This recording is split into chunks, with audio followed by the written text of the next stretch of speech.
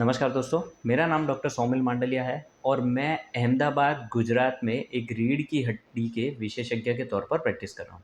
दोस्तों, हमारी ओपीडी में बहुत सारे मरीज़ आते हैं जो हमें बताते हैं कि सर मुझे साइटिका हुआ है, या फिर कई मरीज़ बताते हैं कि ये सर साइटिका तो नहीं है मुझे कहीं, मेरी नस में पूरा दबाव है।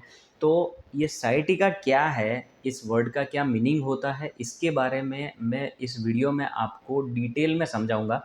ये वीडियो आप एंड तक देखेंगे तो आपको साइटिका के बारे में कोई भी कन्फ्यूजन नहीं रहेगा। आइए शुरू करते हैं।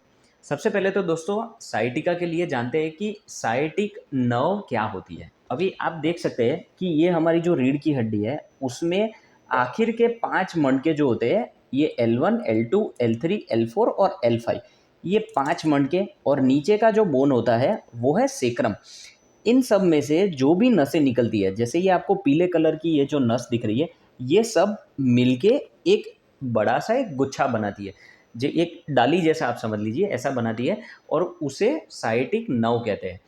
तो इन हड्डी में, ये बीच में गादी में कहीं पर भी कोई भी तकलीफ है जो ये साइटिक नर्व को अफेक्ट करती है, तो उसके कारण आपको साइटिका हो सकता है।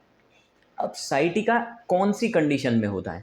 दोस्तों आप देख सकते हैं कि ये एक राइट साइड, लेफ्ट साइड, ऐसे हर जगह हमारे शरीर में दोनों पार्ट के लिए अलग-अलग नसें निकलती हैं। अब साइटिका जो है, ये हर दो हड्डी के बीच में एक गादी आई हुई होती है जिसे डिस्क कहते हैं। अगर ये कभी स्लिप डिस्क हो गया तो आपको साइटिका हो सकता है। दूसरा, ये जो हड्डी है, 2 हड्डी के बीच में एक छोटा जॉइंट होता है जिसे फैसेट जॉइंट कहते हैं। अगर फैसेट जॉइंट आपका डिजेनरेट हो गया है, वो घिस गया है, उसके आजू-बाजू में नया बोन बन गया है, तो उसके कारण भी ये नस दब सकती है। बहुत ही रेयरली कभी कैंसर हुआ या फिर हड्डी में इन्फेक्शन हो गया, तो भी पस के कारण ये नस के ऊपर दबाव आ सकता है और आपको साइटिका की तकलीफ हो सकती है। अब साइटिका के लिए अब साइटिका में कौन से सिम्पटम्स होते हैं? दोस्तों, हर मरीज़ में अलग-अलग सिम्पटम्स हो सकते हैं। साइटिका में सबसे कॉमन सिम्पटम ये है कि आपको ये जो कूल्हे का जो पोर्शन होता है, अगर कभी भी नस दबती है, तो कूल्हे के पोर्शन से लेके अंगूठे तक, उँगलियों तक पूरा नस के ऊपर दर्द बन सकता है।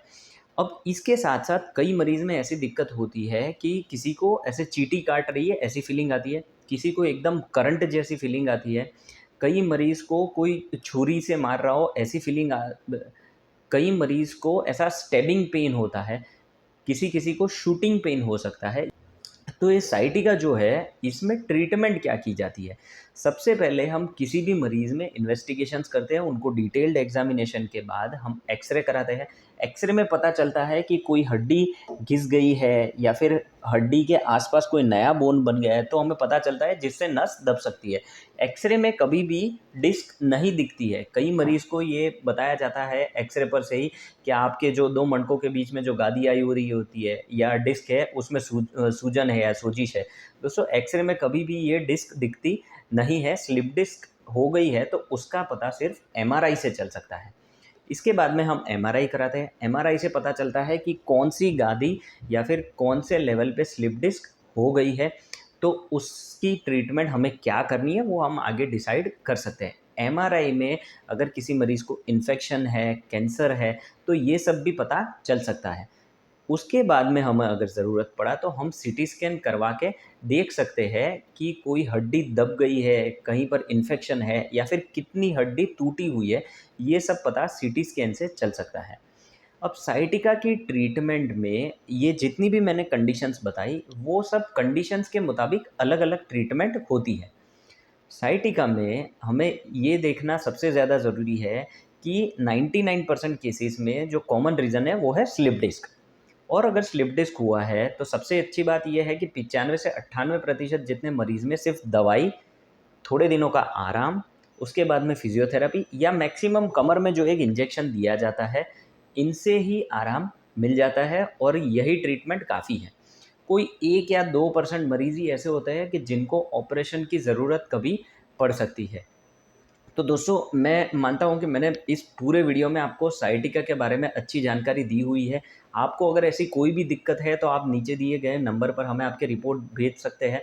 हम ट्राई करेंगे कि आपको सबसे अच्छी जो ट्रीटमेंट है वो सजेस्ट करें, और अगर आपको हमारी अपॉइंटमेंट लेनी है तो भी आप कॉल करके हमें अहमदाबाद में, गुजरात में दिखाने आ सकते हैं।